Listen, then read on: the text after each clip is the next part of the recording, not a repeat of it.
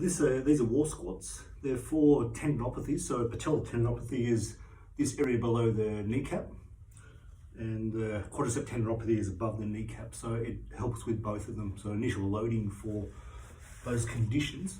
So you're leaning against the wall, your feet about your hip width, and you lower yourself down to about this level. So definitely not 90 degrees where the thighs parallel to the floor. It's generally too much. So about 100, 120 degrees. And your shins are straight up and down. So not this way, not there. And doing it this way won't get the loading effect either. So your shins up, straight up and down, and the feet straight ahead. I'll show you from this angle here. So the important alignment is good. So about that hip width between the feet, your knees in line with your big toe or even second toe. So we're definitely not like that. And you have some pressure through your big toe. So your big toe's got a little bit of pressure there. It actually helps support the patellar tendon in particular. You're just holding this, it's a bit of a challenge. So it's loading the quads up.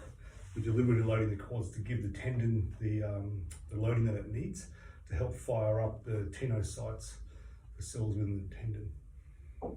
So you're holding this, you only need to start off with just 20 seconds, but you build up to 45 seconds, 4 lots of 45 seconds around that mark. You build up to that. And you're doing this 1 to 2 times a day. It's really good for decreasing pain in the area. And you're doing this for no more than a 3 or 4 out of 10 in tenderness. If you were to find that doing this goes to a 5, you come up a little bit higher, have a rest, then come up, don't do it so low. Or you don't do it for as long a period as well. So if you start at a 5 out of 10, you stop. And if you can't get it less than a 5 out of 10 by changing position and things, then you leave it for the day, start again tomorrow. So what you can do, because you stay here for a decent amount of time, you can play with pushing outwards. So I'm pushing my knees out that way, the hands in, so it's isometric. So get the glutes fired up a bit more too. And you can play with pushing inwards and going in that way with my knees, getting the adductors fired up as well.